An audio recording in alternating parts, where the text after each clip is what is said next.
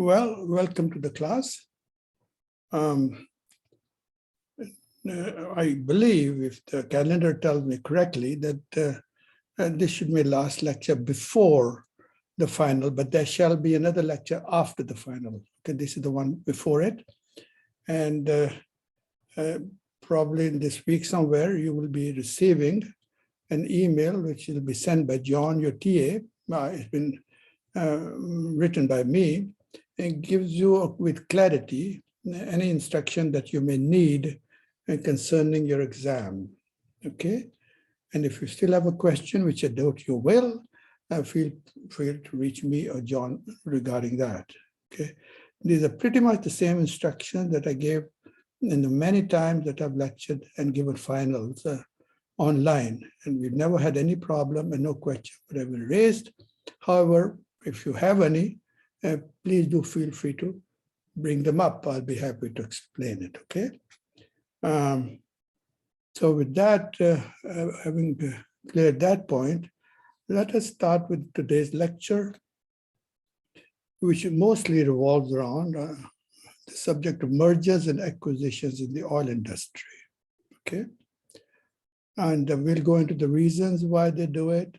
Is it a good idea or a bad idea, okay? And why are some of these mergers and acquisitions unsuccessful? As a matter of fact, most of them are unsuccessful. You wonder why in the world are they doing it when statistically they should know that they're not going to work in their favor. All these questions that are logical questions I plan to address, okay? So having said that, let's go into the ifs and whys these are indulged in, why we the company, the big ones, get into this the merger or acquisition business. Okay. In the books, one generally finds dozens of reasons for that. To make a long story short, well, I would say, but there's a dozen and a half that I have list off. Do I believe in them? Definitely not. Okay. Are there some that are worthy of acceptance? Oh, yes, they are.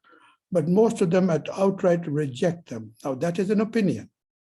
Not that I'm saying anything against anybody, not that I'm arguing against anybody. I'm just voicing my opinion that any individual who's educated has a right to his, and they have, whoever they are, on the other side have a right to their opinion. I haven't said very much, simple as that, okay? And then again, there are reasons that are not given in any book that I believe really is the reason. No, that's only my belief when I say that. Doesn't mean I'm right or somebody else is wrong. That does not imply that. But that will be at the end of the many reasons I'm going to give that are generally cited in literature. And I'll leave mine as a suspense towards the end, and we'll discuss that also, okay? Because it's very unusual what I'm going to say there. Again, repeating that does not mean I'm right. That does mean only another way of looking at it. Okay, that's all. Like you have a wide right to your opinion. I have a right to mine. That's the way it is. So when we talk to these people who do all of these things, there's one reason that is on top of the list. That's even in the book that I read. The first and the foremost reason they give is to add to corporate life. To add to corporate life, longevity, meaning to add to the life of the longer life of the corporation. Longevity, I can write it down, spell it, I get up and all that. Just write the word, to spell it long, L-O-G-N-G-E-V-I-T-Y, to add to the corporate life. What that means is, as the oil company, and this applies to oil companies practically only, that as the oil is being produced, one day there will be no more oil left in the ground to produce. So the life of the oil company will be limited to the amount of oil in the ground divided by the production per year, and that gives you the life. Simple arithmetic, okay? But they don't want the life to be short, they wanted the life to be longer. Obviously, it does not need much of explaining. So one way to get the life of the oil company is depleting reserves that are being produced to increase is by finding more oil. Simple as that. Well, that's one way. Another way is to find somebody else's oil and buy it in the ground. Somebody else has found, another company has found the oil, and you buy it, that becomes your oil. And the total that you and that company's oil becomes more and more and more, and that adds to the life of the oil company, your company's existence, okay? So that is the reason number one given by everybody. I mean everybody, except who? Me. I totally reject that reason. I'm judgment of the biggest corporations in the world. Absolutely I am. I'll explain it to you mathematically, it's not possible. How can I go against 2 plus 2 is equal to 5? It's just not right. I'll show you what I mean and you'll understand it. Yet that is the reason cited by every time I hear the word mergers and acquisition. Let's take example of a company A or Exxon or any other company, and they have 100 barrels of oil in the ground, and I'm going to write it down. Proved reserve, 100 barrels.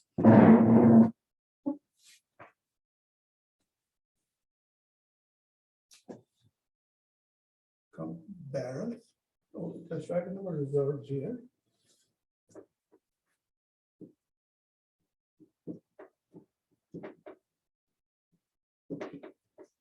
Company A, call it Exxon. Only as an example, I don't want to upset anybody in Exxon here. They have 100 million barrels of oil in the ground, and the production every year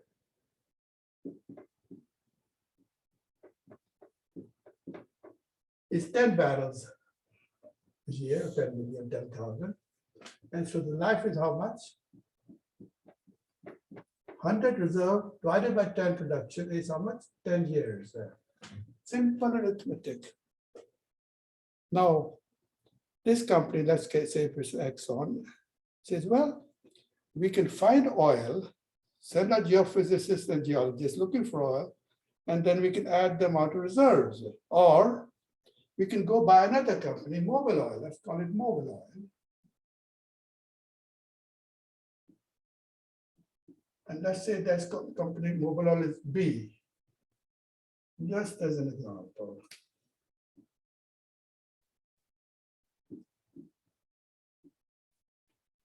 And Mobil Oil in this example has reserves of, let us say, 50 million barrels of oil.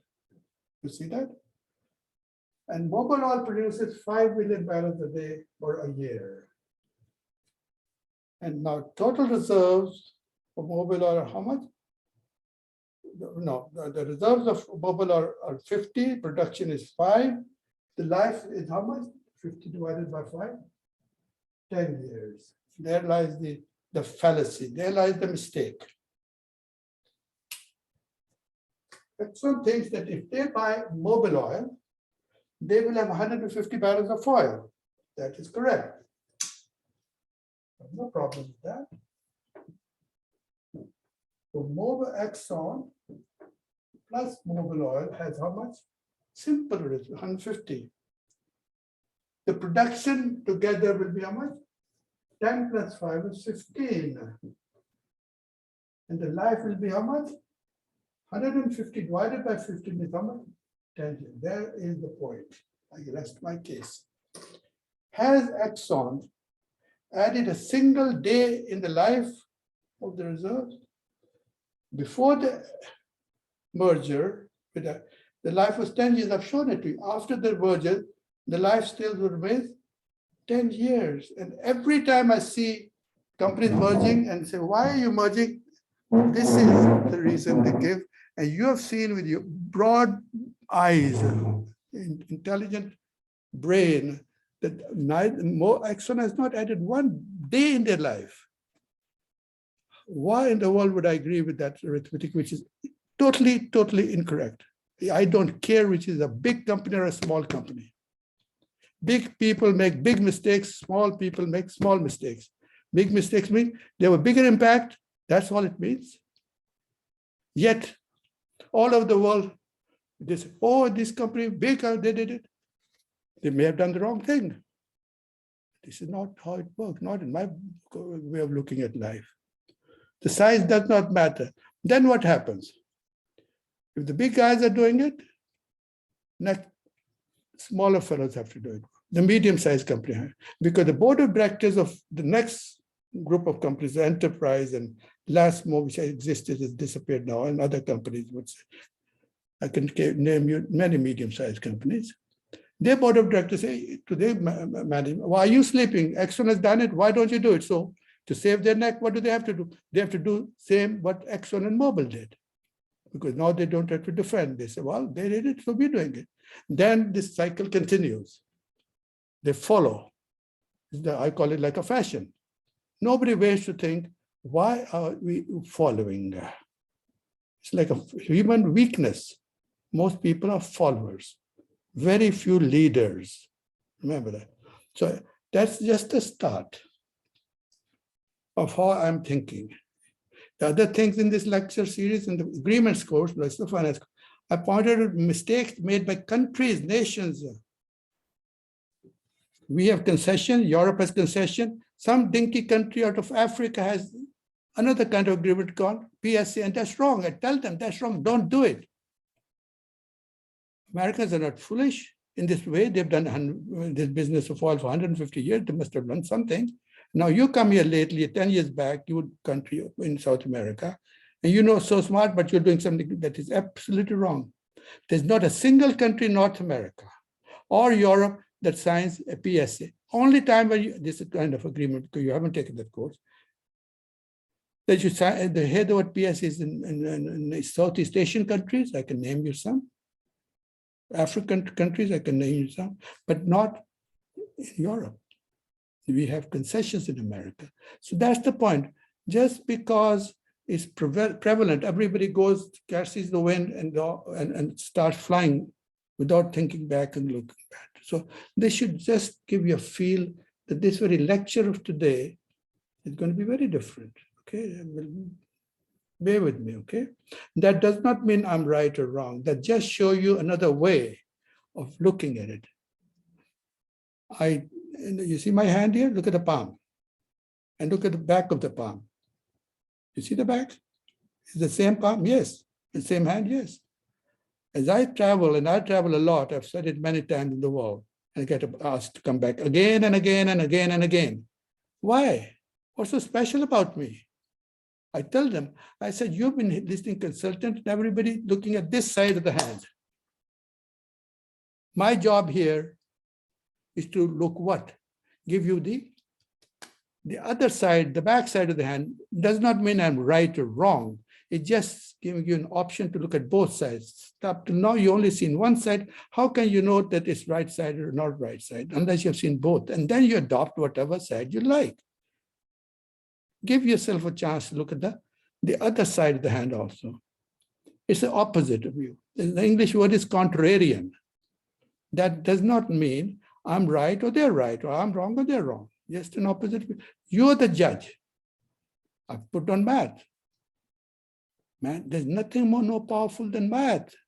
2 plus 2 is for mathematics.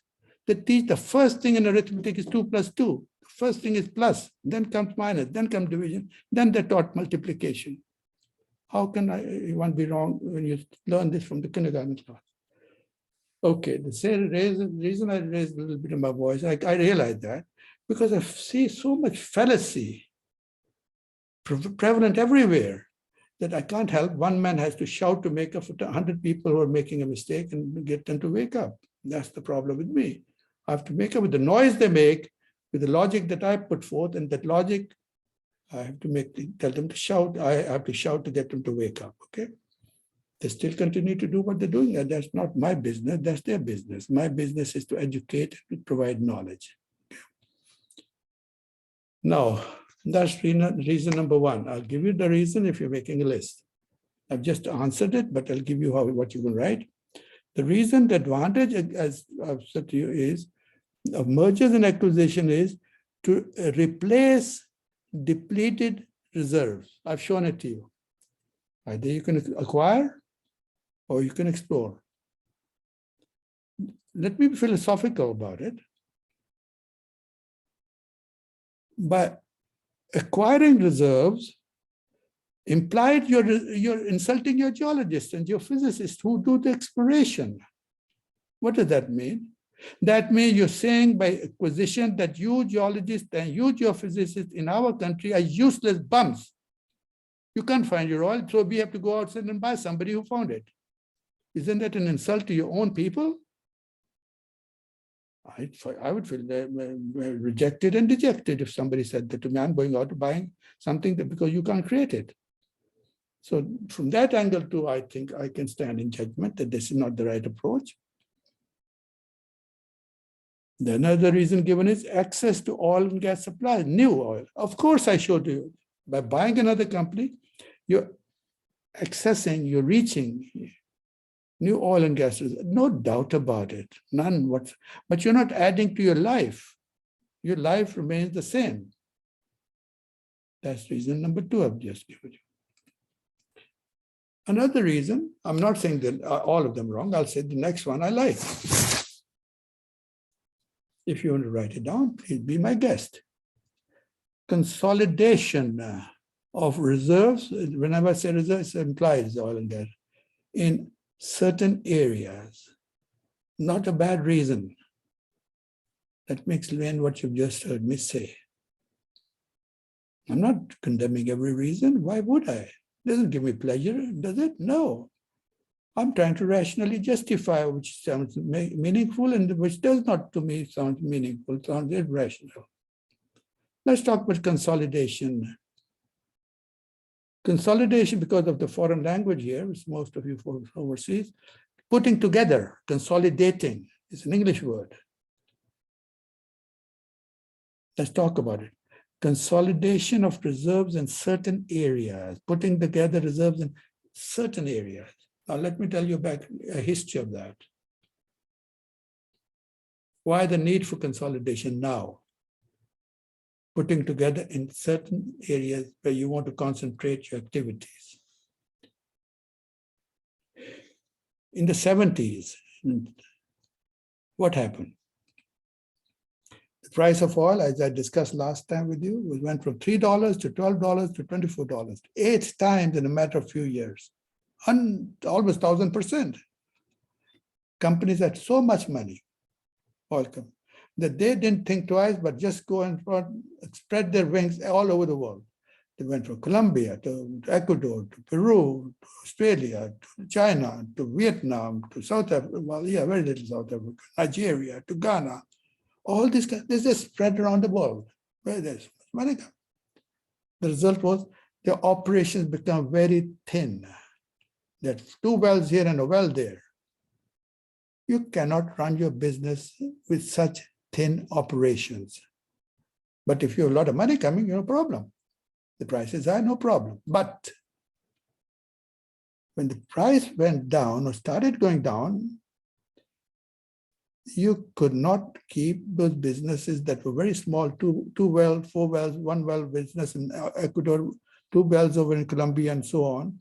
They couldn't be sustained. So that is why companies said, well, we must start consolidating, sell our 2 wells in Colombia, and in turn buy our 4 wells in Ecuador, where you already have operations. So that the 2 become 4 in Ecuador, let the 3 or whatever number there is in Colombia reduce to 0, because so you consolidate in one area and come out of another area, because now you're not spread too thin around the globe. Not a bad idea. I'm with you. So you can say, I'm very balanced in my approach. Okay. Number 4, not a bad idea again. I'll be fair, there's some good ideas and bad ideas. I'll read it to you if you care to write it down. Oil reserves may be more attractive. Oil reserves may be more attractive to the buyer of the reserves, of course, than to the seller.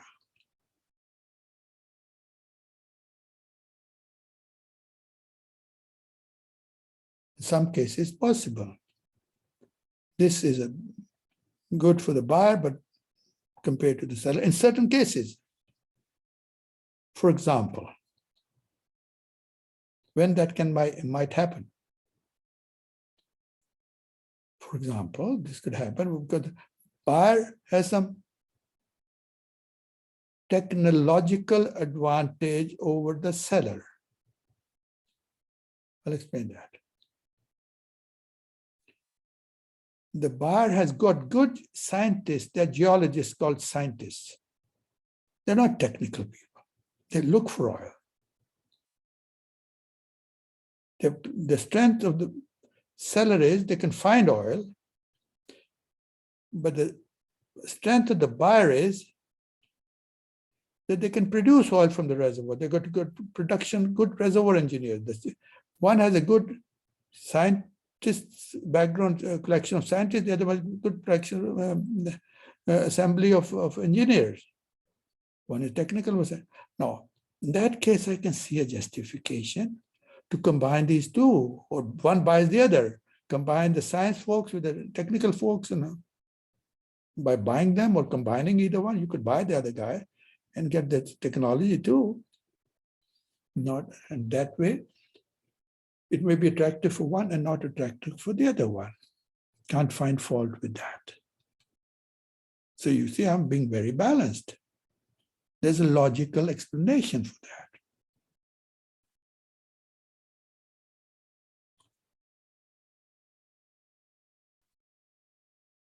Number 5. I'm very clear. I'm not a wishy-washy guy. That's my problem. I'm very clear in what I believe and not believe in. I believe in having views and defend them as best I can and let the other chips fall where they may. I take a position, I am ready to defend it. I hope coherently, rationally, logically. I hope so. Let me read number 5 and then I'll talk about it. And then let you decide what you think. Parts of the company are worth more than the company as a whole. Reason to buy? I don't think so. I'll take you back a few years, lots of years.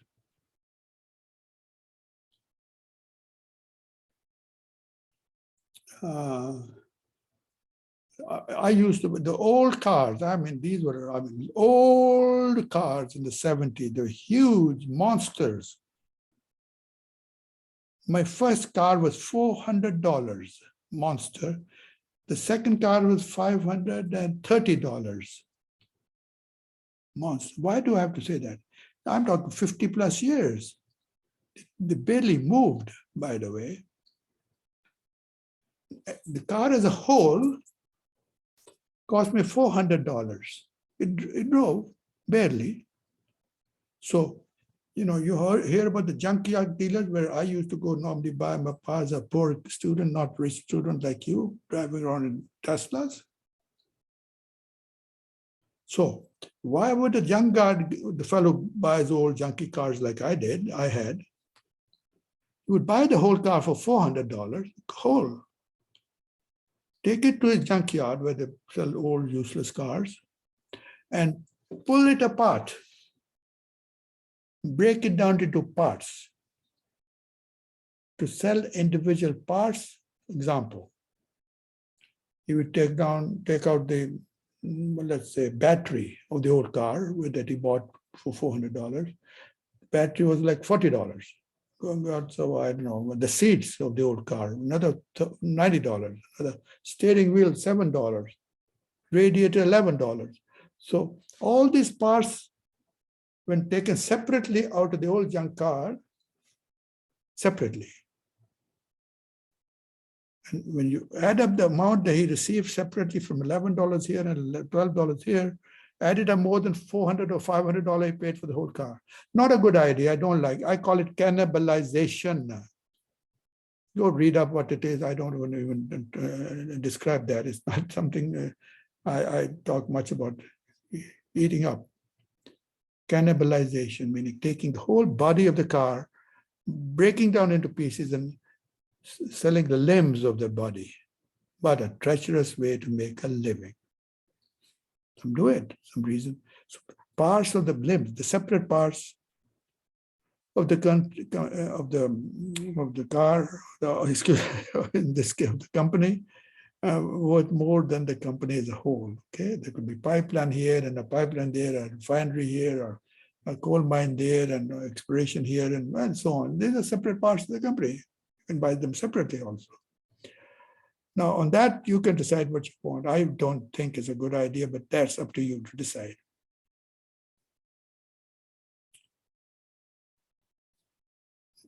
Reason number 6. Diversification. Diversification.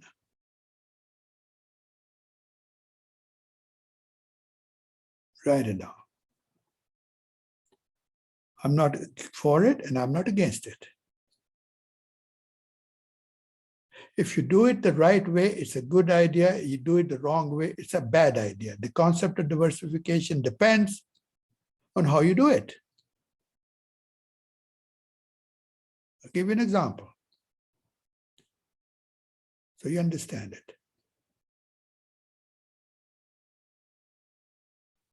I'll slow down so you're writing, though you can finish writing.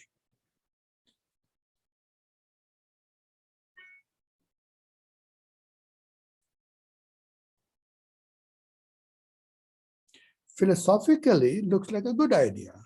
Theoretically, looks like a good idea.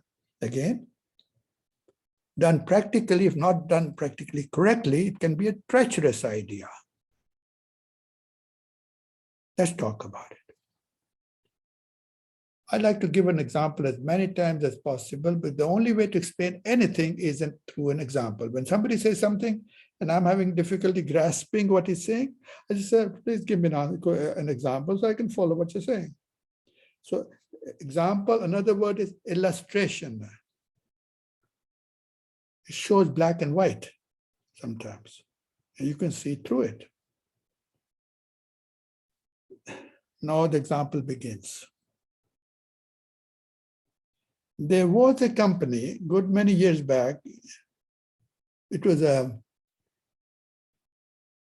was like Sears. Most of you are too young to remember Sears. Before Walmart, Walmart is just, you can buy just anything in the world in a Walmart. Walmart, everybody. The revenues every year over $500 billion. No OPEC country, Saudi Arabia included, which Qatar and all this, have revenues of 1/3 that of Walmart, talking about who is rich and who is poor. It's beyond 1.5 million employees of Walmart. There are not many countries in the world that have 1.5 million population. You can just buy anything under the sky from Walmart. Why do I have to talk about it?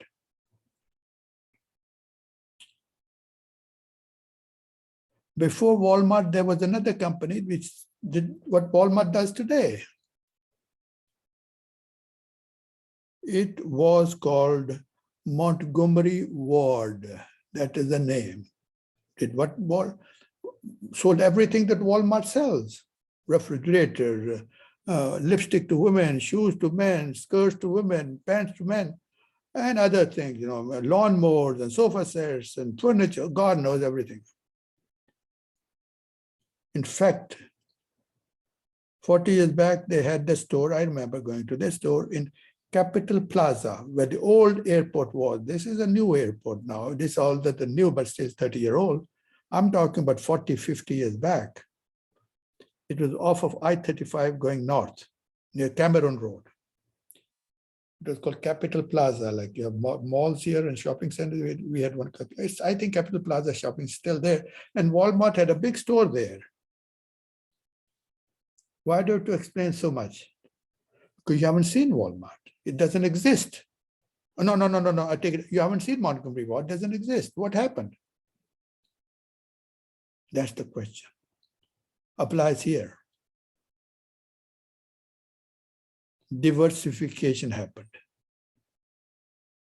So what has diversification got to do with the disappearance of Montgomery Ward? Direct relation.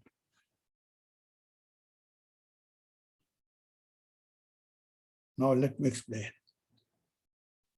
Gulf Oil, one of the largest oil companies in the world, one of the top 7 biggest oil companies in the world, Gulf Oil Corporation, big, huge,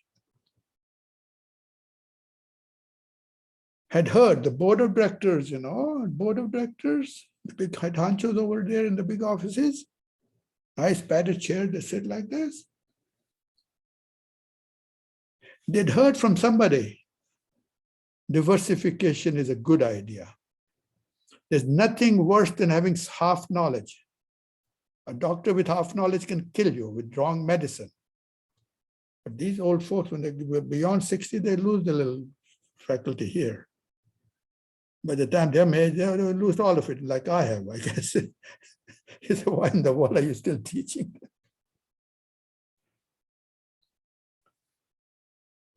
These members of the board of the company was Gulf had heard that diversification is a good idea. So what did they do? They bought, acquisition, buying Montgomery Ward, the likes of Walmart. That was a bad idea. They had no idea what to do with it. Because diversification is a good idea, but what to do with Montgomery Ward? Not bad idea. How did Gulf Oil become so big in the world as oil company? Because the oil policies were fantastic. The board of directors are smart guys. They did the right policy and helped make Gulf Oil one of the largest oil corporations in the world. Based on what? Based on the oil policies of the board of directors. Now what happens? The board of directors end up buying Montgomery Ward. Blunder. Because do the geologists in Montgomery, do the salespeople in Montgomery Ward know the sales guy would know how do the geologists in Gulf know how to sell lipstick to women? No, they're not taught. Do they know how to sell furniture to men or to shoes to men or whatever, refrigerator to couples, newly married couples? No, they're geologists. And you're laughing at me and say, Dr. Malay, come on, don't be so naive. They're going to get their own people who know how to sell lipstick. They're not going to get the geologists from Gulf to run. Of course, I know that. But you have to remember the psychology, the thinking, the far-sightedness of the board of directors of Gulf Oil that made Gulf Oil so big.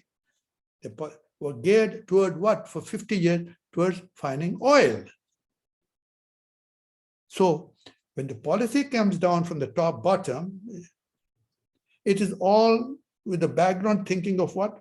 Finding, selling oil, refining oil. That's what we've done for 40 years, became very good. Now suddenly, how can this fellow sitting in the board of directors, big thick chair, is going to start developing policy how to sell sofa sets and the furniture? Cannot. That policy will not be the same, will not identical. Finding oil is not the same as selling sofas or refrigerators. There lies the demise, the death. They struggled and they failed. They did it the wrong way. It was not the fault of the lipstick salesman or the geologist. It's the thinking, the policymakers up in Gulf could not cast themselves in a new way of thinking. Of course. They struggled and they struggled and they struggled, and finally they gave up in the Gulf Oil. They said, we can't get this monster in the right track again. They have to get rid of it.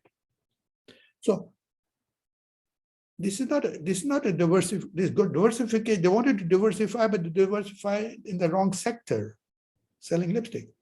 If they diversify something close, like as an example, oil is energy. If they diversified into maybe coal, I could have understood that's drilling for oil, drilling for, well, mining coal, something common, something complementary.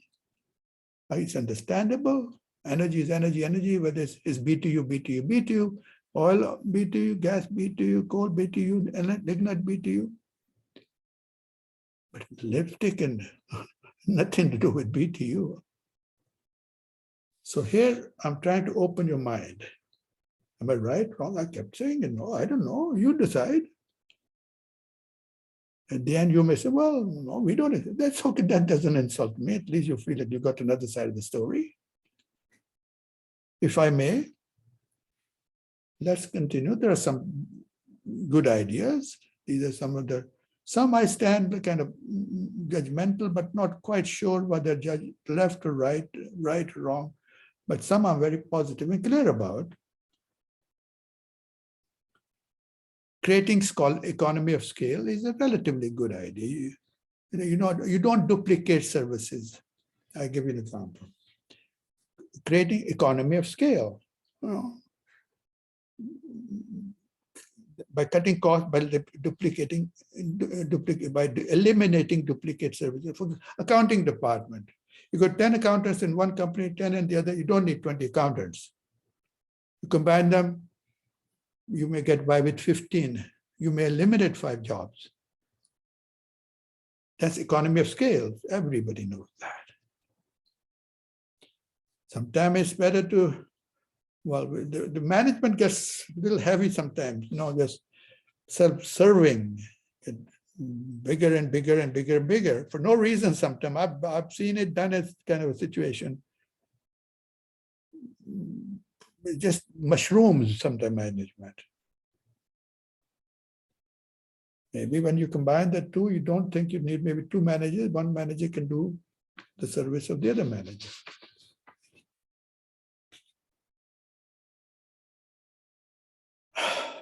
Another reason, in my list, I'm eliminating 1 or 2 from my list because that's redundant. My list is 11 and 12, but don't worry, that's okay. You might have 10, that's okay. Acquiring undervalued assets. Combine it with the next reason, and I'll explain both together. Acquiring undervalued assets.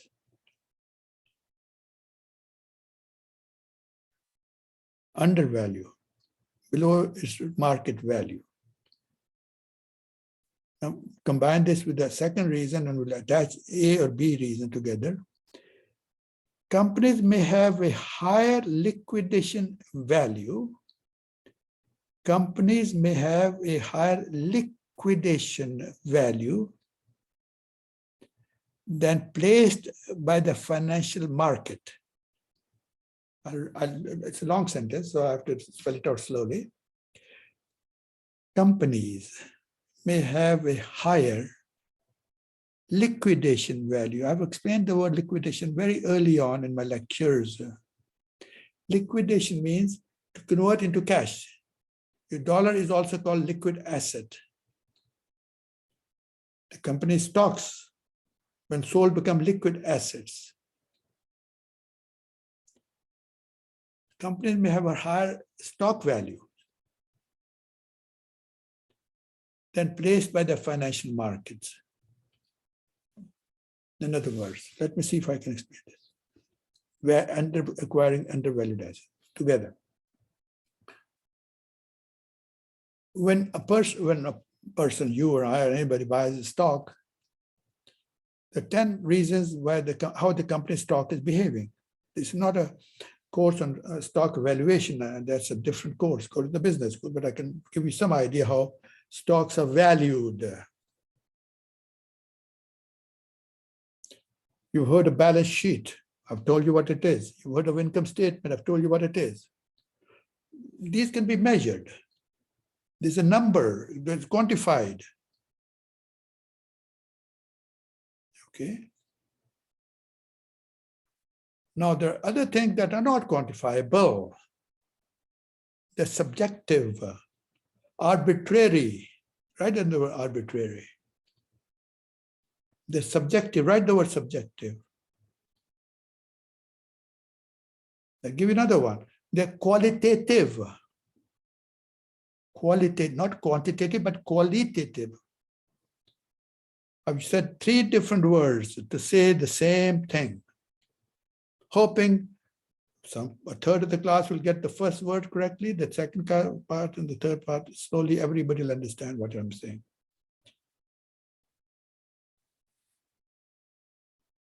What is qualitative about assessing a company's behavior?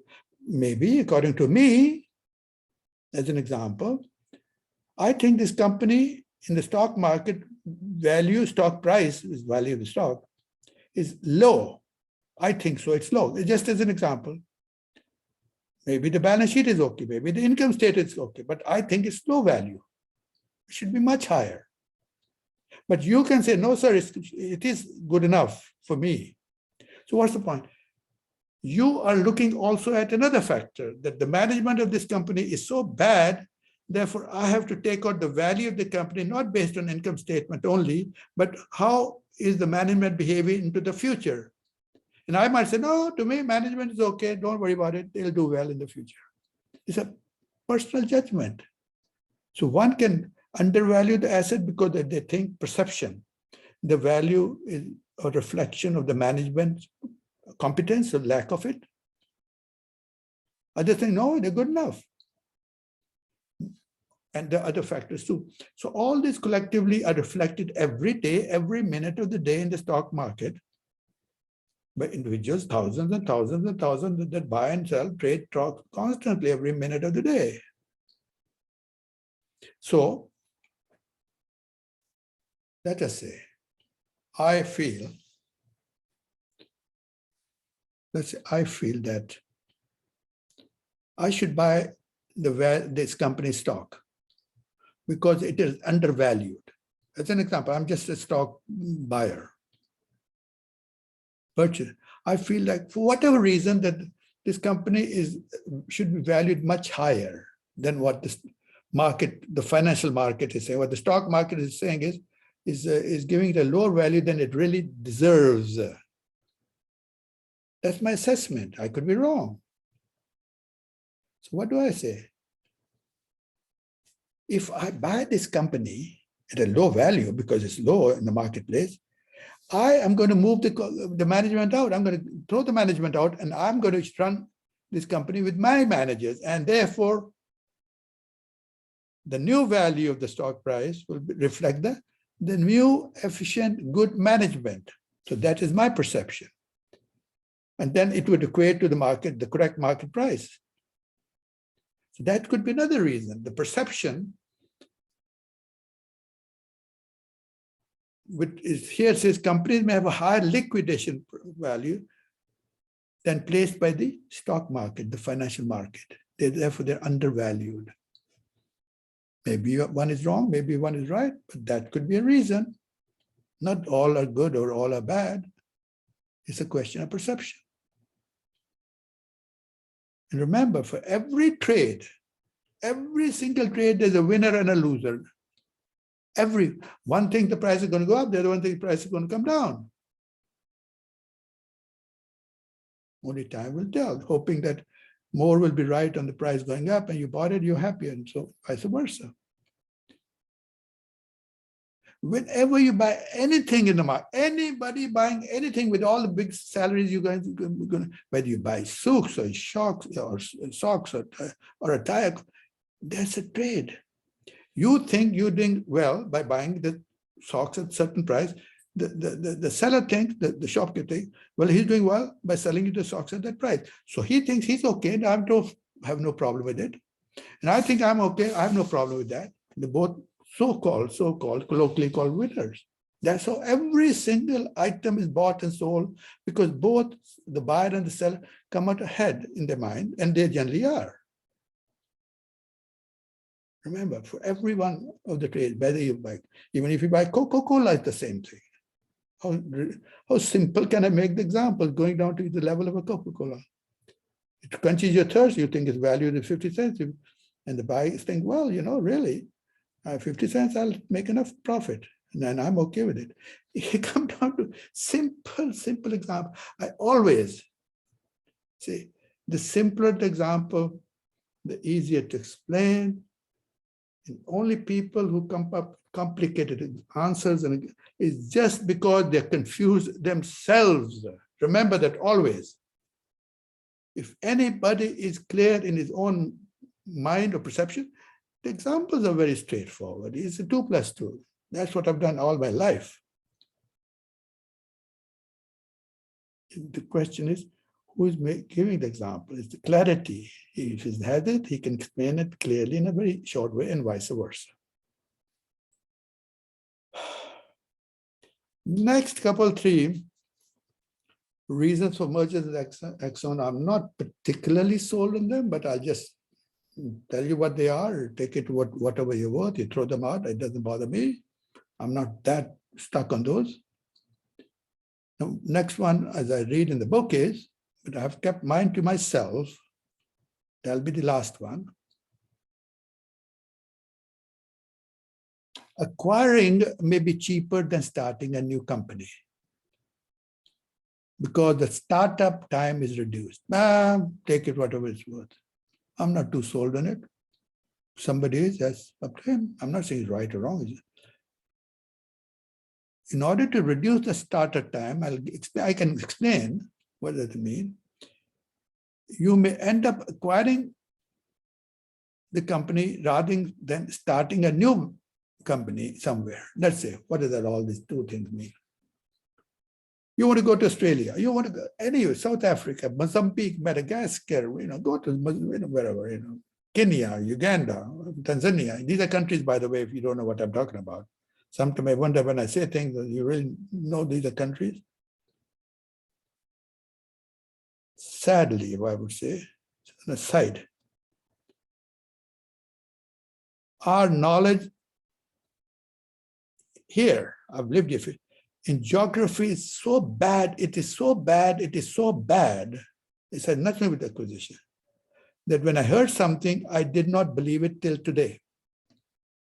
Geography, at least. To me, geography is probably the most fascinating subject.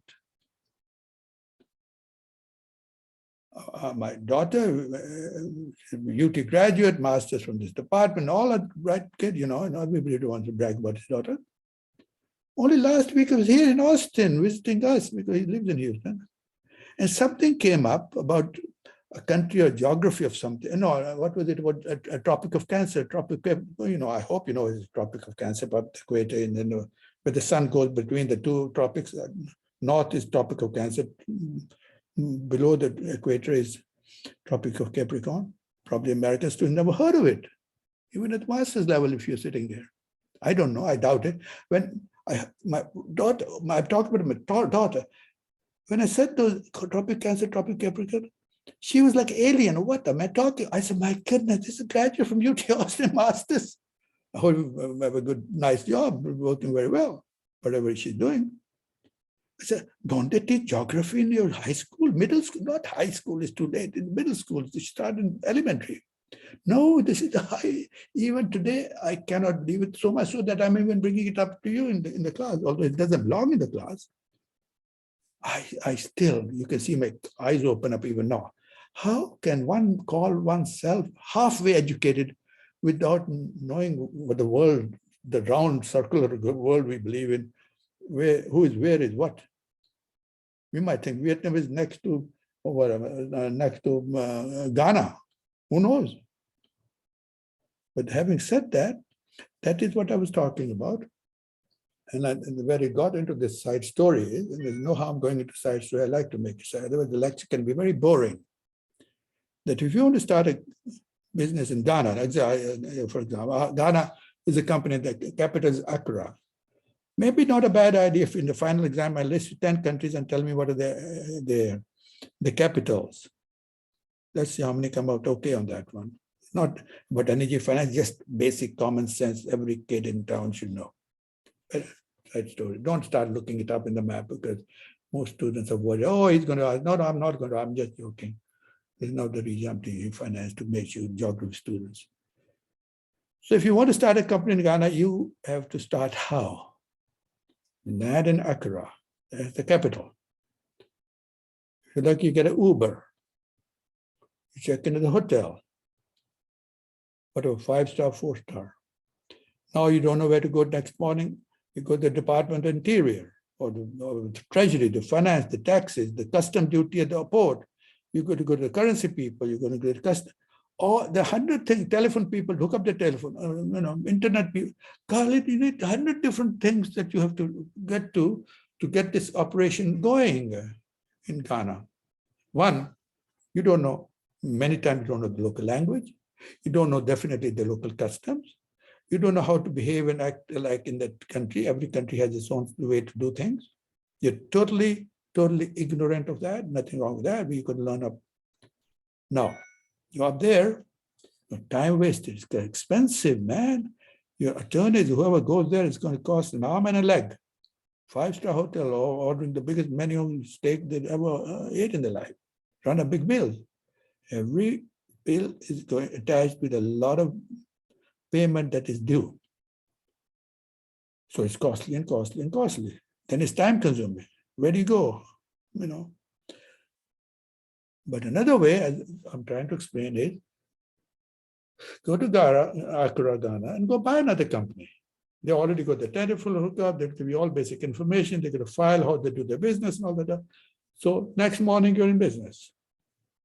Cost you less, time is reduced. So it's up to, these are options. Some people take that, some not. Not that everybody indulges in the same approach under the same circumstances. No, these are options I'm citing. Interest deduction. According to the IRS, the tax body in the United States, you have to pay to them. If you earn a living, don't come to me if you don't pay the taxes. I'm not going to bail you out. I'm unlisted number for you. So I'm joking. So when you make all that money, pay your taxes. Government, at least our government, tax code varies from one place to another place, one government to another place.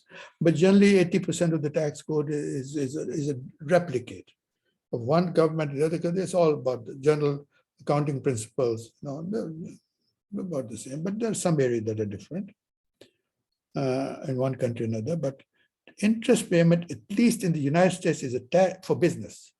If you want to borrow $1 million, then you got to,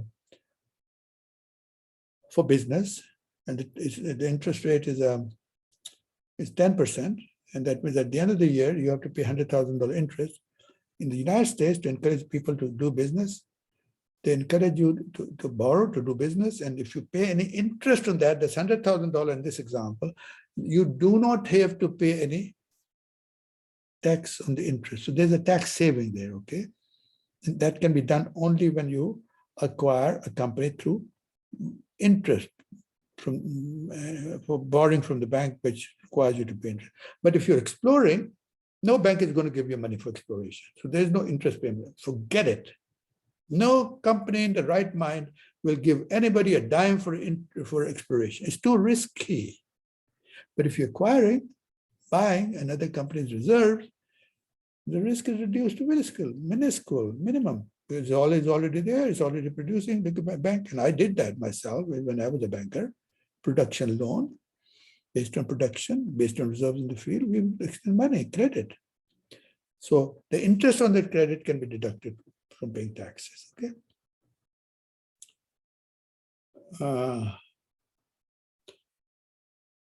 I'm saying whether the next one is worthy of your time. I don't really, well, penetrating new markets, another way, penetrating, it's like going to a new country and buying up the company rather than starting again. So if you want to penetrate a new area, you start instead of starting all over again new, you can buy an existing operation in your business. Okay, that's whatever that's worth.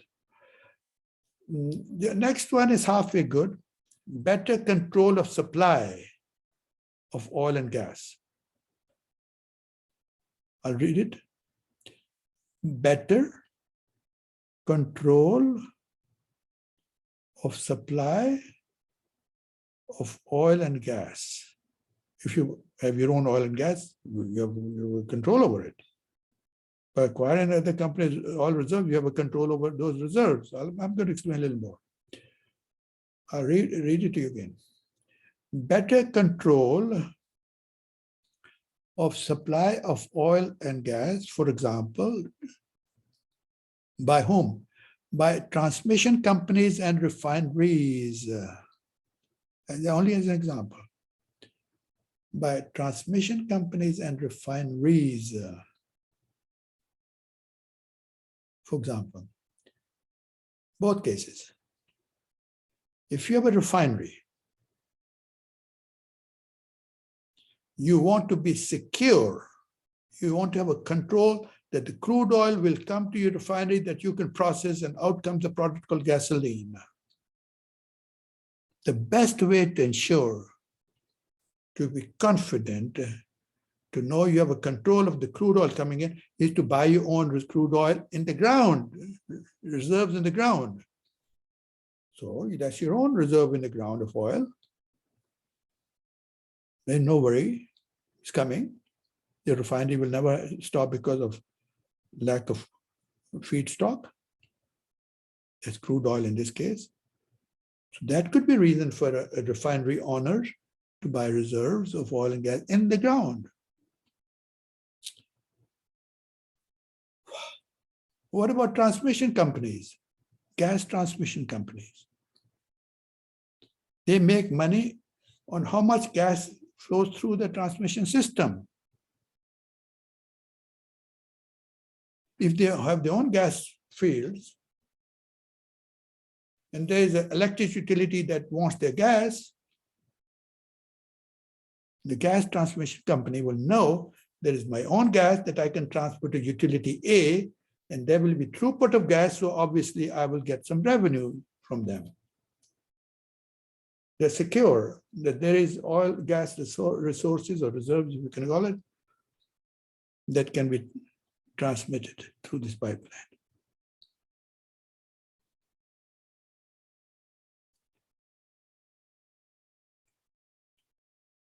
That's a reason. Not a bad reason. But each reason is governed by different circumstance. There is not a single reason, not one, behind the acquisition budget that applies in all cases. It cannot be, should not be, isn't. Each time it is a different reason. Sometimes people do it for one or the other reason. I've not kept count. My list says 19, but I've skipped 4 or 5 for reasons I think I've given you. That makes it like 13 to 15 reasons I've already talked about. Some in length, in detail, some not. But I've never given you the reason that I believe it is really the reason, in my way of looking at it. Pay attention to this, because nowhere in any book you'll ever find that as a reason. Why not? Because that book has not been written by Dr. Christian Malik. When he writes the book, that will be the first reason, and one is enough. In this case, so powerful a reason. Ever raised your expectation? You better believe it. I have. So what's the problem with raising expectations? It has to be delivered. I know that. You get somebody, I'll tell you about myself.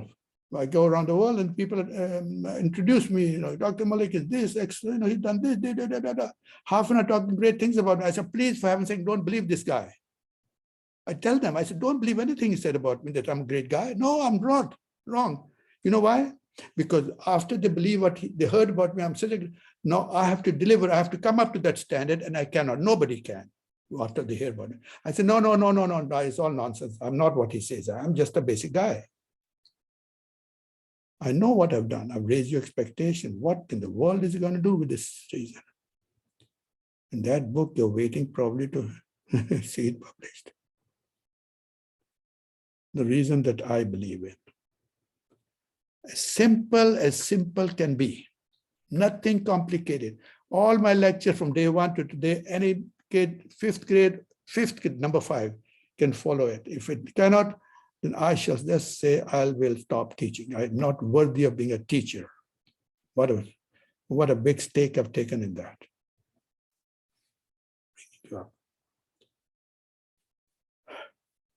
My reason is only one word. I'll write it down so that you don't forget that word. It takes us about 10 minutes to get to the answer of that word is.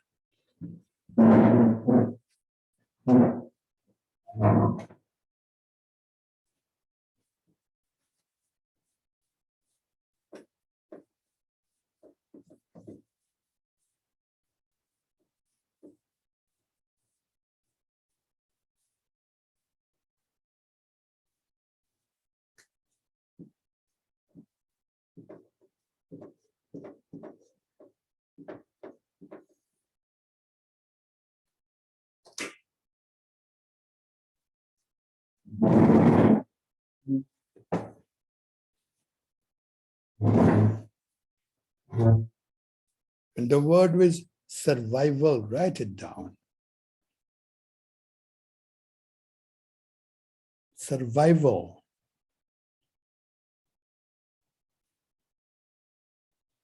In the book, that makes number 20. You only got 15. I know I skipped 4 or 5.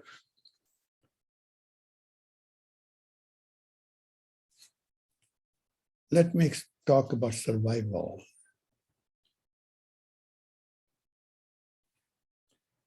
Let us say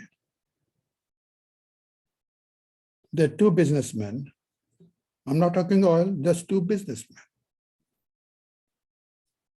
In 2 different parts of the city doing the same business. Listen now. One has got business in the north part of the city. The other one has got a business in the south part of the city. Distinctly different areas. And they're both doing business very nicely. They're doing, my goodness, both of them, let's call it A businessman and B businessman. Both businessmen are doing fantastic business. Oh, so much money, can't believe it.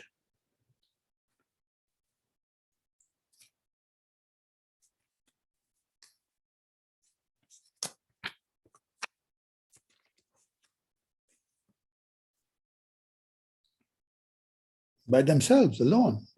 A is doing very well. Question. If they're making so much money by themselves, does businessman A need businessman B now? Definitely not. Why should he want B? He's making a lot of money without B. He doesn't want to share anything with B. Common sense.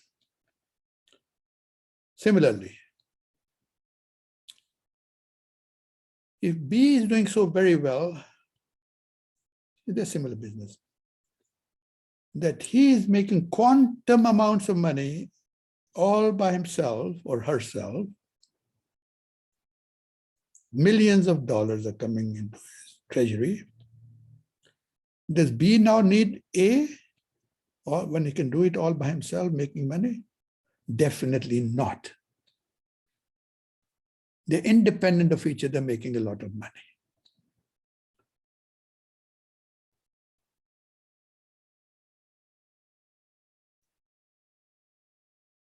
Let us say the times are difficult, very difficult in their business. And they're both worried. A is worried and B is very worried. They may not survive because the times are very, very difficult. Tough times for both of them. So one calls the other businessman and says, let's have pizza. What, Mr. Datri pizza or pizza something pizza? Slotsky's pizza. Let's have a pizza. That's all they can afford. So both A and B sit down to have a pizza. Okay? And when they have a pizza, A says to B that I hear, Mr. B, that your business is not doing too well. No, he says to B, A says to B, you know, Mr. B, my business is not doing too well. The times are bad. I'm beginning to kind of lose money and I'm firing people and it's not a good feeling. Sad, A is telling B. That I'm hearing A saying to B, I'm hearing your business is not doing too well either, Mr. B. And Mr. B say, yeah, man, A, listen, I'm not doing too well. Now, one day I don't think I'll make it. I'm just struggling. Both businesses are struggling. So one businessman tells the other, you know what? Alone we cannot make it. I know that. If we combine together, we may make it. So why not we get together and make it into one single business together? A and B become one. We may make it. Let's try that. So one tells the other, oh, not a bad idea. Let's do that. So now they merge in order to do what? To survive. To survive. In order to survive. Now, you might be laughing at me. I know you are. That's okay. I'm used to people saying, come on, Dr. Malik, what is wrong with you? And they're laughing. They think, Dr. Malik, come on now. Are you telling me Exxon, the biggest company in the whole world, Mobil Oil, one of the biggest in the whole world in oil business, they are worried about surviving? Come on, Dr. Malik, have you lost it here? The biggest companies in the world in oil business, are they worried about surviving according to you? You must have your head checked, Dr. Malik. You know what I tell them? I take them to a lesson of history. That is what? I said, I hope you've heard some history of the British Empire. We were a colony of the British Empire in America, wasn't it? I said the British Empire stretched from New Zealand, Australia, all the way to Canada and America. Kenya, Uganda, Ghana, Malaysia, India, Pakistan, Sri Lanka, Tanzania, and on, Uganda, and I can guess Egypt, all they were under the British Empire, the powerful British Empire. They used to say it was so vast, the British Empire, that the sun never set on the British Empire, folks. If it was setting here, some part of the British Empire, way up there, it was still rising. That is history's lesson. Let it sink in. Let it go in. If the British Empire can sink and disappear the way it is back to Scotland. Even Scotland is leaving in a few years. Nothing is left of the British. From such powerful an empire called the British Empire, it has withered down to almost zero. Only the England is there, not Wales, Scotland. What is the guarantee this British Empire can dissipate and disappear as fast as it did? Exxon and Mobil cannot have that same fate? I don't know. Only God knows. But don't laugh at me, please. Give it a thought. Think about what I'm saying. Maybe you'll get something out of that thought. That's all I have to say. So, in order to survive, these big corporations have to come together. not out of the love of each other. As long as for 100 years Exxon survived without the mobile oil, they did it alone. Mobile oil survived without Exxon, they did it alone. And then why suddenly they changed their mind and to combine into one Exxon Mobil? There must be a big reason. If you're one better than I do, I would be delighted. I would be happy. I will be grateful. And I urge you, I beg you to share it with me. And after I hear it and I believe in it, believe me, I'll tell the whole world that I traveled. I heard it from you and I like what you said. Short of that, just accept what I have to say. When people criticize anything, I always say, please, you have a right to criticize only if you offer me a better alternative. You have no anybody for anything, only criticize when you have a better idea or a better alternative. Don't do it unless you have nothing better to offer. I think that should be enough for now. I'll give you a reference. In the book that you purchased, the thick book,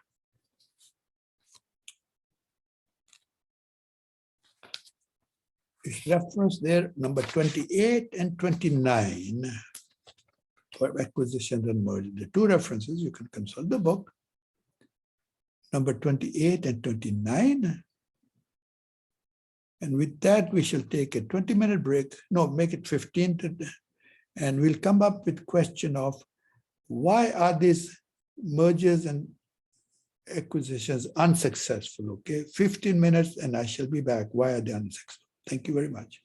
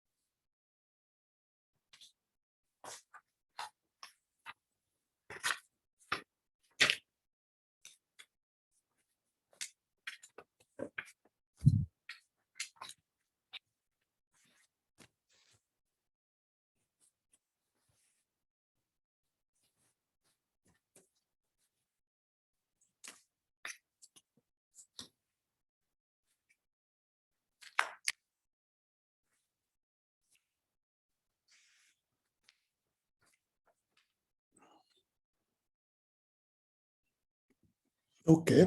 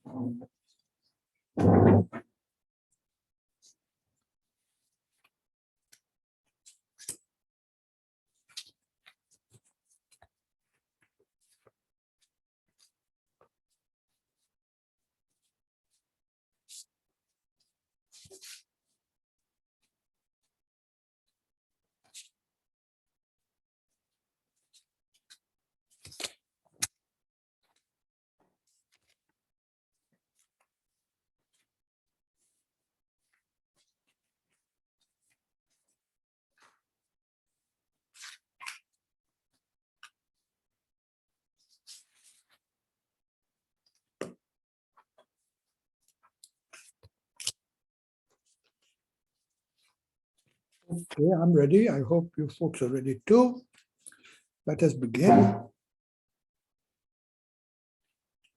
Okay, now we talked about the objectives and the reasons for mergers and acquisitions. And I did say along the way that many of these mergers and acquisitions fail. Let us define what failure means, first of all, before we discuss it. By the way, the reference I've already given is number, let me see, 28 and 29 in the book. Okay, anyway. Simple definition to me, it's not in the book here, this is the definition, is whatever the company intended to achieve as a result of the acquisition or merger, whatever they thought they want to achieve or the objective, if it has been achieved, if they have been successful in meeting that objective, then they are successful in saying that this objective has been fulfilled. And vice versa, if they're not met the reason, the objective for meeting whatever the thought will come as a result of the mergers and acquisition, that means the intended objective failed. That's all, whatever they want to establish through the mergers and acquisition, okay? Now, why is it that some of them fail? fact, a large number of them, mergers and acquisitions fail. There could be many reasons. I'm going to go through only a couple of three of them, given the time constraints and all that. It's good stuff. Me time my watch, and I'll take it off and keep a track of the time is after. One of them is to buy too large a company. To buy too large a company, write it down.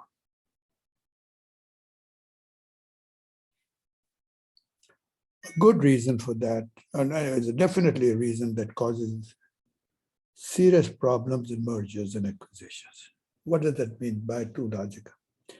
If the company, the question is, why do they do it? And why is it a reason for failure? If a company is used to drilling 2 wells a year or 3 wells a year, and they borrow a lot of money, and now they say, wow, we want to grow very fast. The next year, they, instead of drilling 2 wells, they end up drilling 20 wells.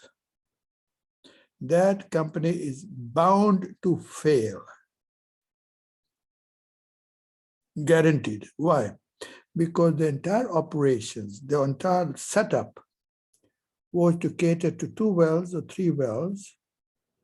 And from 3, they could have done 4 or 5 or 6 wells and slowly adjusted to their just expansion. But if you jump from 2 to 20, you're definitely not able to adjust to this horrendous, amazingly vast operation that you're not used to, far from it. You're going to stumble and fail, fall and fail, and that is what happens. What happens? Why do companies sometimes take too big a bite? They cannot swallow it. You know, swallow? You could take too big a bite, you cannot swallow it. You get stuck in the throat. Sometimes you cannot take it out or you can't take it in. Simplest example I can give you, I insist on simple. When a baby is very young, I mean a year old, and barely knows how to walk or take a step or 2 or 3, and suddenly, you know, in a matter of a few weeks, the child wants to run. Takes usually taking 2, 3 steps, and now he wants to run. And the mother says, hold it, you know, mother is trying to hold back the baby from going too fast, may it fall.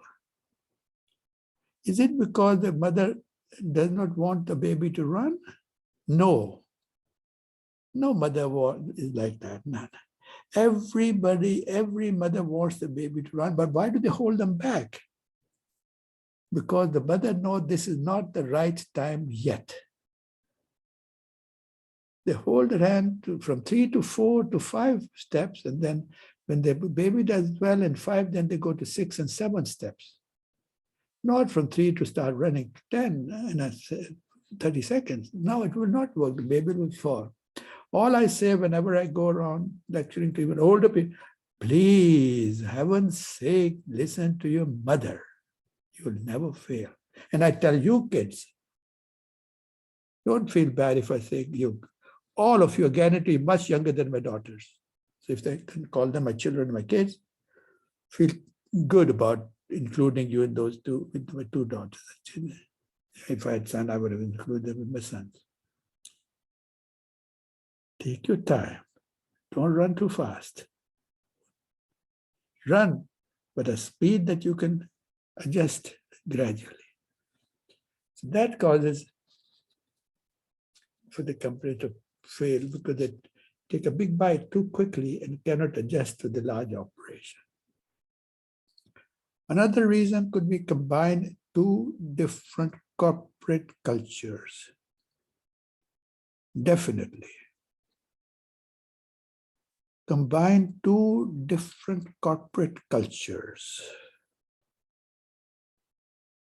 You say, what does that mean? You have a personality, don't you? Everybody has a. You come from different cultures, wonderful. It's a very nice world that we live in. It's variety. If everybody's culture were the same, it'd be a very boring world. If everybody's personality was the same, it would be a very boring world. So people come from different cultures, meaning they do things differently. Not right, not wrong, not good, not bad, but differently. Here, when you combine two corporate cultures, different corporate cultures, different, you're bound to have problems. Let me give you an example of marriage. We know statistically that when two young persons marry, let us say Texan girl, the young man is a Texan. He wears the big, the Stetson hat on the head. He wears blue jeans like a cowboy. He's got boots like a cowboy. The big boots come up to your knees. Big buckle and the blue jeans. Typical cowboy, very nice. You can, I don't know how they do. They put the rope around the bull and all the horses and whatever they're doing. In fact, I was at the rodeo about 3 weeks back or 2 weeks back in Austin. There was a rodeo. That's where you always see all the cowboys. I was such a misfit. They must have said, who is this Looney Tooney guy? What's he doing over here? And I was looking at this. I was from a different planet altogether. I didn't belong there. They didn't belong with me. Very different culture. But that was okay. I'm here to learn, understand them. There was nothing wrong with that, is there? I enjoy every time. The last year also. I'm sure that they must have gone home and told the children what strange personality they saw in me yesterday. But that's okay. So here is a young man who is a Texan, big Stetson hat, over the head. Then the cowboys, the cow, what are the horses, and I'm too scared. I'm a scary guy, and I'm scared of the horses. And then they have the blue jeans and all that. Same cultures, one culture, it's Texan culture, That's okay, that's what I like, it's Texan culture. I've lived here 50 years there. I'm trying to acquire the language of Texas, Texans, and acquire the culture of Texas. And if this young man marries a Texan blue-eyed young woman, and he's blue-eyed too, and blonde, and this young woman is a beautiful blue-eyed blonde young woman. And grew up in Texas, understanding Texas culture, bit of the same blue jean style, a lot of cultural things are same between the young woman and the young man, and they're born in Texas, and that's how it goes. We know, even when they marry each other from the same cultural background, this don't happen in Texas, I'm just taking an example, it could be from any part of the world. They say historically 50% marriages end up in a failure. That's what we read. I hope it is correct. What I read, I don't like the 50. I'd rather they don't separate ever, but that's not in my control. So 50% they say when they get married, it's same culture, blue-eyed, blue, girl and a guy, they get divorced. This is scenario A. Let us look at scenario B. When a Texan young man, the description I gave you with blue eyes and big buckle on the belt and the blue jeans and all, not blue eyes, sorry, blonde hair and beautiful eyes well, maybe blue eyes, I know. Then a typical Texan, blues and all. Marries a young Vietnamese girl, beautiful Vietnamese girl, from a different culture, maybe a different religion even, different language, different diet, different habits, are the chances of their two going separate ways, divorcing, go above 50% or below? Definitely you'll agree they will go above 50% when the two different cultures combine, because there are going to be clashes every day. Example, on Sunday, the barbecue day, everybody in Texas has a barbecue outside in the backyard. The young man is used to barbecuing out in the backyard. He's got the charcoal ready and the filet mignon, the big steaks are there. And the young lady, the Vietnamese wife, hey, what are you doing? He said, I'm preparing a barbecue here. And she says, over my dead body. Meaning you'll have to kill me before I let you, with this barbecue business. I have made some chow mein, chop suey. I just had Chinese or Vietnamese food today, so it's very fresh. Because I've had some chow mein or noodles and all, I'm going to have that. Forget your barbecue. Now the fighting begins, just there. He wants this, she wants that. Then what happens? The young man says to his daughter or son, dress up nicely, little ones. And that's the Sunday, and the wife says, where are you taking the children? My children. My children. Oh, we're Christians. We go to the church on a Sunday. What did the wife scream? Over my dead body. Because I'm going to raise them as Christians, Catholics. Oh, no. I'm sorry. I'm going to raise them as Buddhists, not Christians. So they're going to go to the Buddhist temple. And on and on and on. So the problems are not magnifying because they're two different cultures. I'll tell you exactly what happened in the case of the oil business. Disregard. BP, British company, in 1987, I think it was, acquired an American company called Sohio, Standard Oil of Ohio, S-O-H-I-O. Sohio was an American company. So BP, the British company, acquired Sohio in 87. When I saw that, I said, this will not work. They are bound to fail, this acquisition. Yes, I turned out to be correct.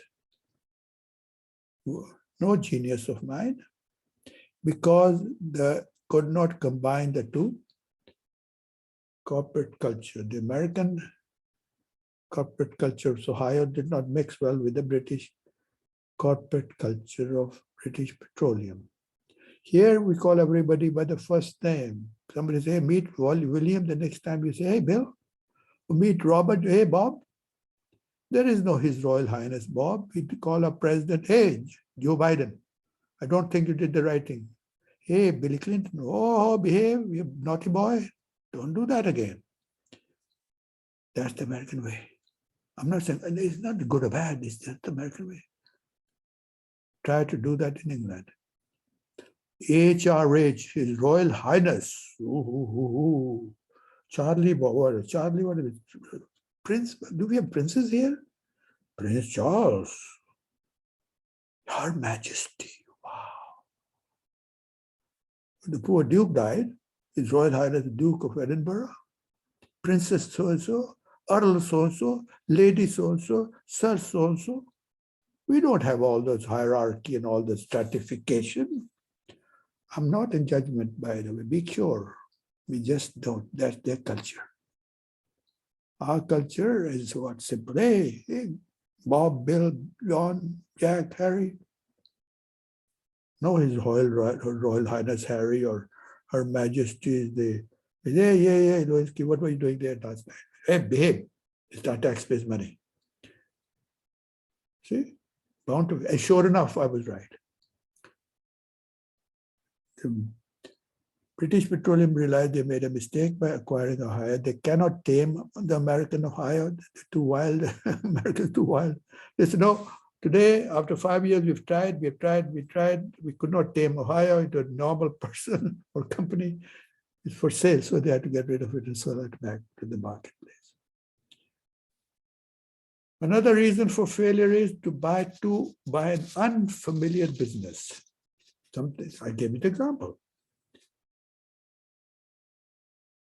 Gulf Oil bought Montgomery Ward.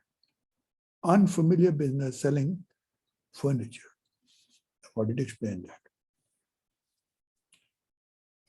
Now,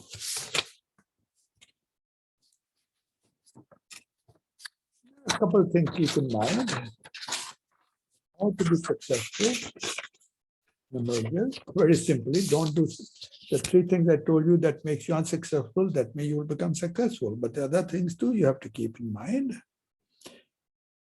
Make sure that your company that you're thinking of acquiring, the target company is involved in a closely related business, something closely related to the buyer. I'd give energy, maybe oil and gas, with coal, something related. Target company is involved in a closely related business is a good idea, common sense.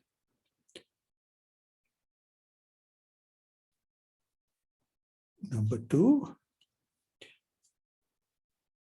corporations, the companies involved complement, C-O-M-P-L-E, not I, L-E-M-E-N-T, complement each other's weaknesses.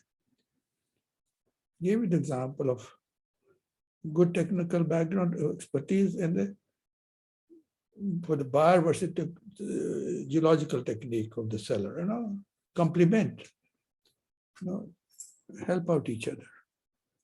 Corporations involved complement each other's weaknesses.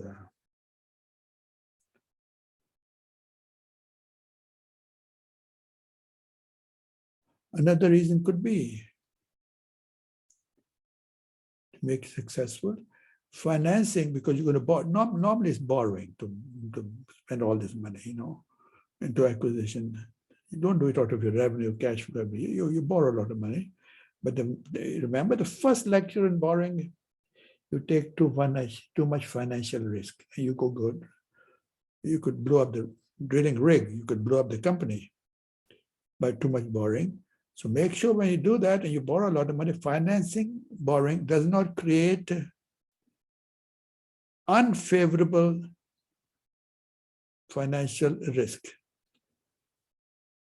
And a few other reasons for making them successful. Just let it be. Having said that, I'm winding down the mergers and acquisition story.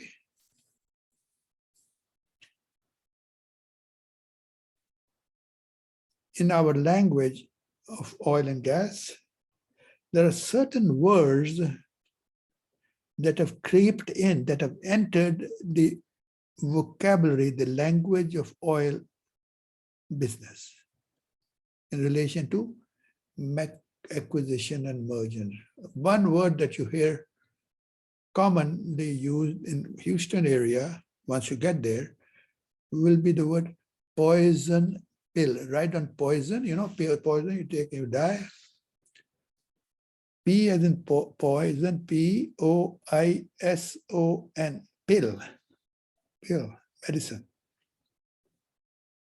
It's a standard word. Everybody understand that's in Houston. What does it mean?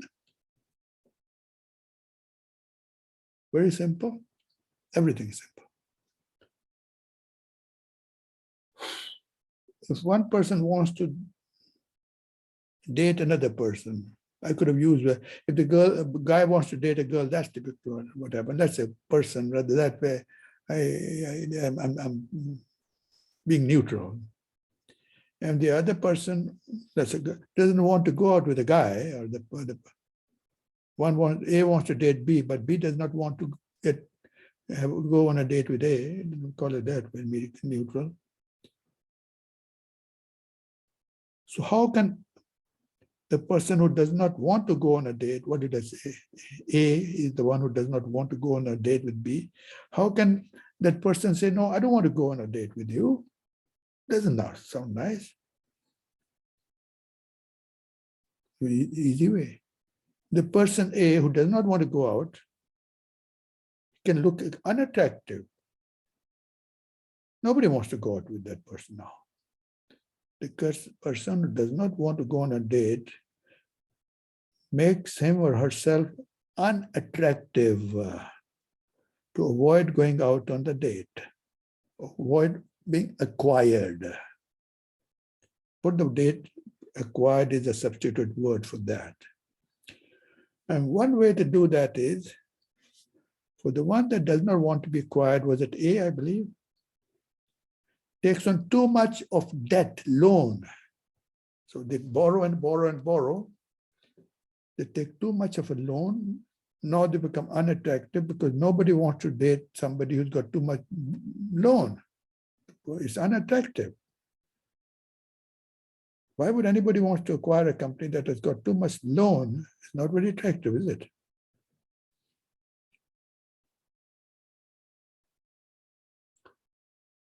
That taking the loan in this way to make it unattractive is called a poison pill. Take a little poison. But the problem with poison pill is that taking on too much loan becomes a poison pill, make yourself unattractive. The problem is you have to be very careful how much poison to take. If you take too much poison, you can die. If you take too much loan, you can have so much financial risk, you'll be dead. You'll be out of business. You could be bankrupt. So you have to be careful how much loan you want to take. Remember that, please.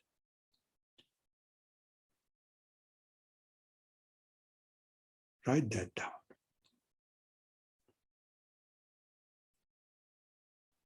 Another word that has crept into the oil business, another word, which is standard vocabulary now in the oil business, is called white knight. White knight. The spelling of knight is K-N-I-G-H-T, knight, K-knight. White knight. In that case, let me tell you the story of what is a white knight. It's a story. In most cultures in the world, mamas tell story to the children before they go to sleep. In one story, mamas, I believe, go to, in just every culture, they tell you the story of a white knight. I cannot speak for every culture. I've not lived in every culture, but the Latin, the Arab, the Anglo, and the East and the European, they all have one common thing. They have the story of the white knight, the mama. It's a nice story. I'll make it short, and I'm not a mama, so I can't make it so pleasant like a mama does before the children go to sleep, but I'll tell you what it is. Here is a little girl, beautiful little 10-year-old little baby girl, Nice dress, looking beautiful hair. I'm going to make it dramatic here.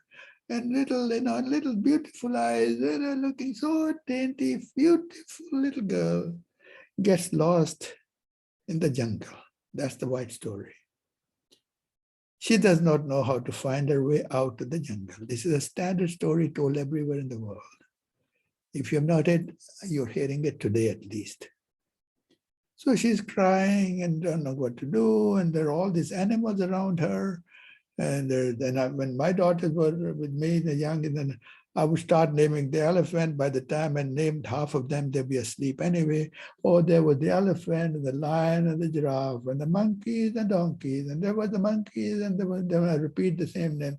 And then there was the giraffe and the hippopotamus, rhinoceros, and all that, and llamas, and by the zebras. And by the time I got to the 10th name of the animal, they would be asleep anyway. So I could keep repeating, and after that, enough is enough. Purpose of the story. So the mama tells the story. The little baby is snorted by these animals, wild animals. She's crying, of course. And there comes this handsome young man on a white horse. Always a white horse. Oh my, he's wearing all this fancy armor and all this good stuff, and he's got a sword, and he's a handsome young man, very strong. He comes on this white horse, and she sees this little girl in distress, and he comes on the horse and picks up the girl and saves her from these animals, and off they go up in the blue yonder into the sky, and da. That is the white knight. That white knight meaning she come on a white horse, is a white guy, is a nice, beautiful, handsome guy. He could be black guy, who cares what color he is. And he saved, the point is he saved the girl, okay? And this story is the story of the white knight, the savior. The word is, the white knight is the savior. Remember that story. Tell that to your children when you have one, or two, or three, or four, or five, or six, 7, 8, 9. Olden days, the minimum children in any family were 9. Now we have 1, 1.5 a child, 1 3/4 of a child. Now you have 1.5 child, but that's not my business. Let me show you what does white knight, how does it work in the oil business. Is a standard phrase. I'll have to get up.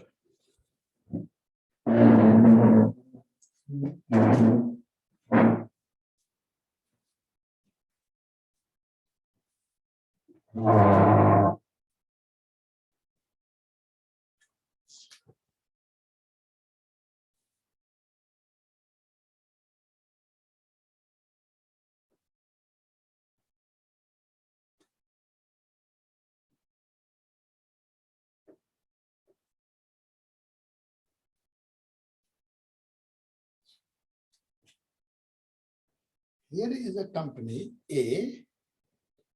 Here is a company B. Okay.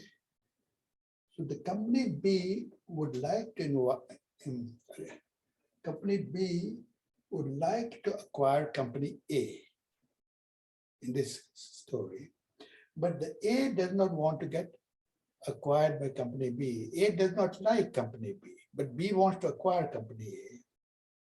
The company A has a big problem. They don't want to go to company B.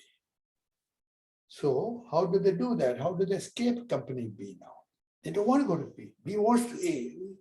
So what happens is company A comes to this company C.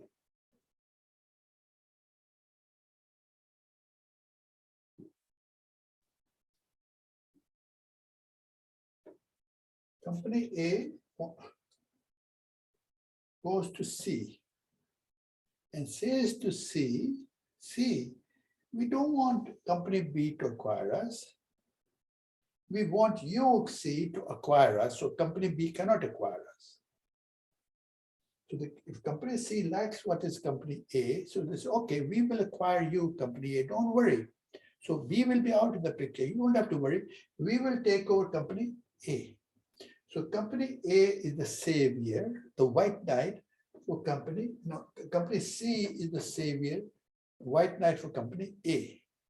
That is referred to as it's a savior. It saved company A, while the company B. Okay.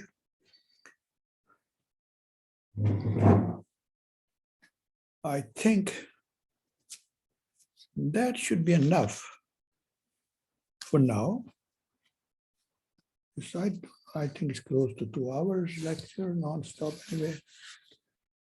What I want you to be prepared what comes in the lecture after the final examination. And the topic to be discussed after the lecture on what date it is, February, no, May the 6th, 5th, I think, whatever, it's a Thursday, is to talk about a totally unrelated subject to mergers and acquisitions. We will then, when we meet again, talk about privatization. This is happening all over the world. Let me write it down.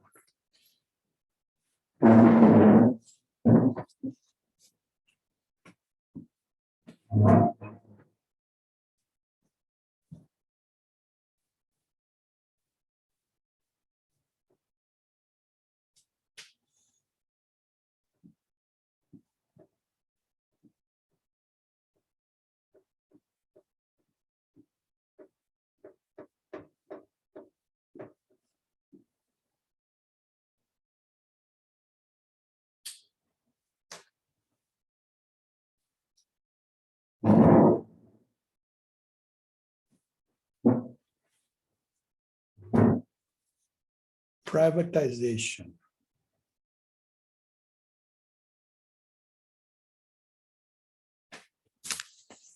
It's a fairly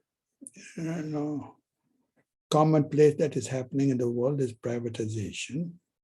Just as an introduction, I'm not going to go into lengthy discussion to introduce you to the word privatization. Of what? Privatization of national oil companies that are generally with the government of the country. That means the government, remember I said public company in the overseas context, the government controls the company. It is government-controlled company.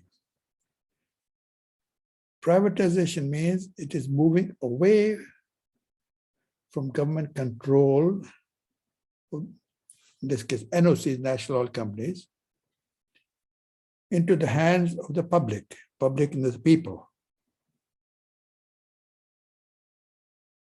Question is, why and how?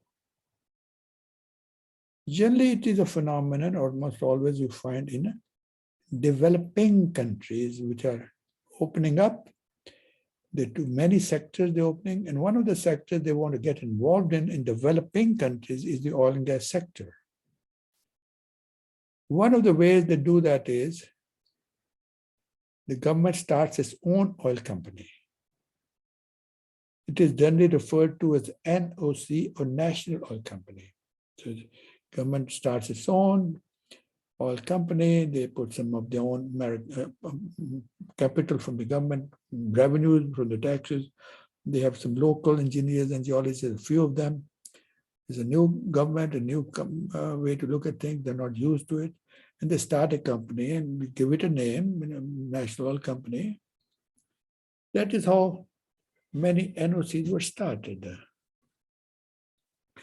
They grow slowly. They learn a few things technically, geologically, management skills, and they grow.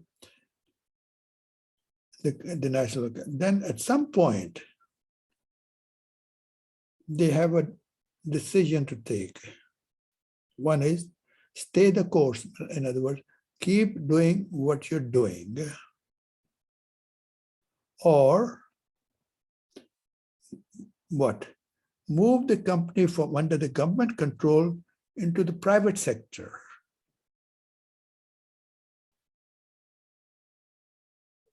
For many reasons. Their objective is to move from the government control to the private sector. Okay, that is called privatization. So there are objectives of privatization. I'm telling you what the process is. I have in front of me, right here, I'm looking at it, 12 objectives of privatization. All of them do not apply in every instance of NOCs being privatized. Like mergers, they apply differently in different situations. I don't think this would be prudent and advisable to start this with 2 reasons for objectives and then stop, given the time constraints now. I'd rather take it up after the final in the last class and go over the reasons, objectives of privatization, okay? And for that, I'll just stop here.